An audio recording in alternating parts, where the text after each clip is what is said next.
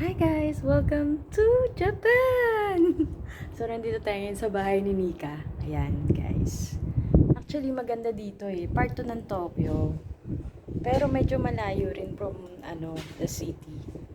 So, eto yung bahay ni Nika. Hindi ko lang na-videohan yung pagsalubong sa akin ng anak niya. So, pasok tayo sa bahay ni Nika.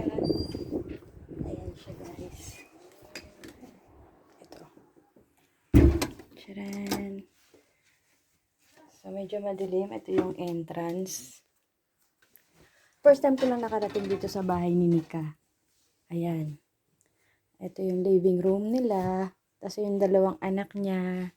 Ayan, silang dalawa yung nag-asikaso sa akin pagdating ko dito. And silang kitchen. Ayan. So, ayun yung mga kapitbahay nila. Ang ganda kasi meron silang malaking window. Ayan, guys. Tapos dito yung kitchen. At ito, guys, ginawa nila ako ng ito yung bed na tutulugan ko. Ito yun.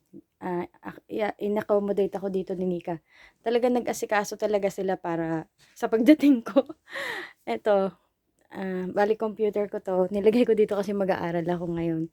So guys, wala pa si Nika. Iintayin natin siya sa kanyang work. So mamaya continue natin ang video na to. Pag nagkita na kami. Okay? Exciting! So, ang weather ngayon dito sa Japan ay malamig. Kasi,